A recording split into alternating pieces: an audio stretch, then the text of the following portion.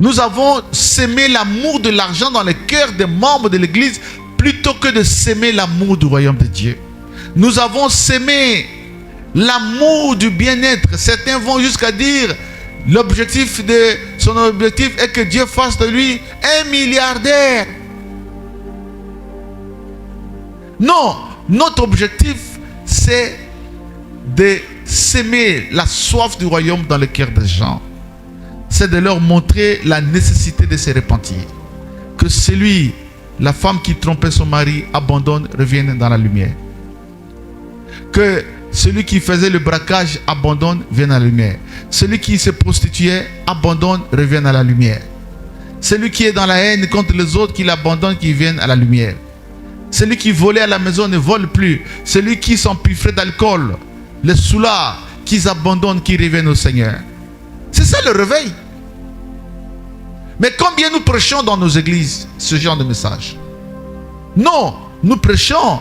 Tu auras un héritage. Tu auras ceci. Dieu va écraser tes ennemis. Mais qui sont ces ennemis?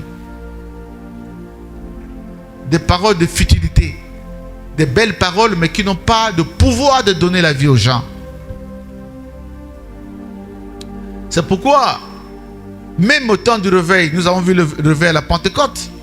Voyez le prototype de message qui est prêché par les Pierre et les gens qui sont considérés comme les premiers prédicateurs de la Pentecôte. Qu'est-ce qu'ils prêchaient? Ils prêchaient leur Seigneur. Ils voulaient que les gens connaissent leur Seigneur Jésus. Ils voulaient que les gens se répandent de leurs péchés. Ils disaient, notre Seigneur vient bientôt. Mais notre réveil prêche quoi? Notre réveil est un faux réveil parce qu'il y a le culte de la personnalité. Notre réveil, c'est-à-dire les serviteurs de Dieu, plutôt que de chercher la gloire de Jésus, ils cherchent leur propre gloire. Ce n'est pas un réveil. Dans le réveil, le cœur des gens se déchire pour la sanctification. Le cœur des gens, dans le réveil, les gens confessent leurs péchés.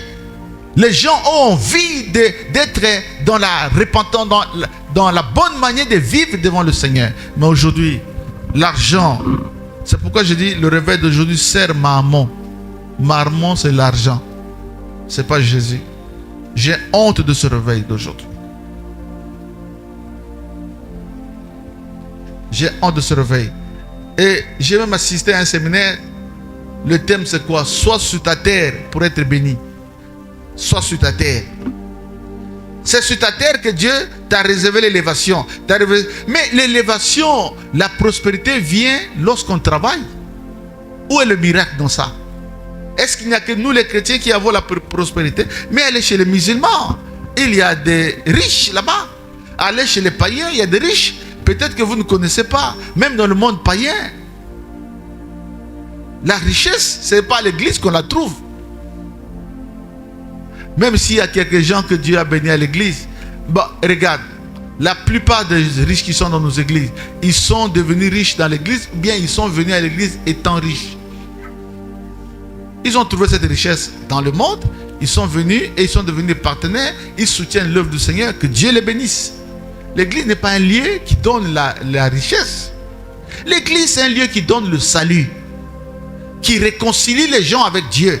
Le message que nous avons reçu de Dieu, c'est le message de la réconciliation.